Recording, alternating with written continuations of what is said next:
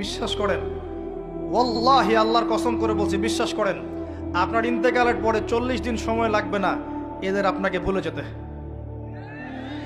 ওয়াল্লাহি আল্লাহর কসম করে বলছি, এই মানুষগুলোর কেউই আপনার প্রকৃত অর্থে আপন নন।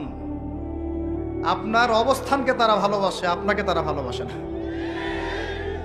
আপনাকে শুধু আপনার রব আল্লাহ ভালোবাসেন। আপনি তার উপর তাওয়াক্কুল করে হারাম ছেড়ে দেন, আপনাকে আল্লাহ পাক বেহিসাব রিজিক দেবে ইনশাআল্লাহ তাআলা। মানুষ মানুষের অবস্থানকে মূল্যায়ন করে, আপনার পরে তার আপনাকে মনে রাখবে না। আপনি আমি যদি আজকে পৃথিবীতে নাও থাকতাম, আজকে যদি আমরা পৃথিবীতে নাও থাকতাম, পৃথিবীর ঘূর্ণন কমে যেত না।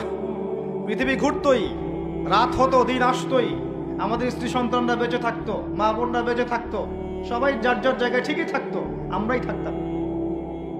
এটাই বাস্তবতা, এটাই দুনিয়ার নির্মম বাস্তবতা।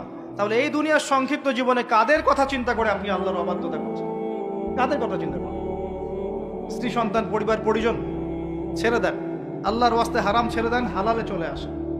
আমরা ইসলাম নিয়ে অনেক বড় বড় কথা বলি, কিন্তু সবচেয়ে বড় কথাটা হচ্ছে এই আয়াতটা যেটা আমি তেলাওয়াত করতে যাচ্ছি। ইয়া আইয়ুহাল্লাযীনা আমানু, হে মুমিনগণ, আলাইকুম আনফুসাকুম, তোমরা নিজেরা আগে নিজেদের নফসটাকে ঠিক করো। নিজেরা ভালো হও, পরের দিকে আঙ্গুল পরে উঠাও। নিজেরা ঠিক হও, নিজে আগে জ্ঞান অর্জন করি, নিজে আগে আমল করি, নিজে আগে হালাল খাই, নিজে পরিবার ঠিক করি, নিজে আমি দিন ইসলামের জন্য ক্ষুদ্র পরিসরে কিছু করার চেষ্টা করি, অন্যের ভুলের দিকে আঙ্গুল পরে উঠাই। দেখবেন ইনশাআল্লাহ প্রত্যেকে যদি নিজের ফিকির করি, আস্তে আস্তে সমাজ ঠিক হয়ে যাবে ইনশাআল্লাহ। নিজে ঠিক না হলে কিচ্ছু ঠিক হবে না। আর নিজে ঠিক না হয়ে মানুষকে ঠিক করতে যাওয়া ঠিক নয়। একটা বাতি যখন জ্বলবে, একটা বাতি থেকে আরো অনেক বাতি জ্বলবে ইনশাআল্লাহ।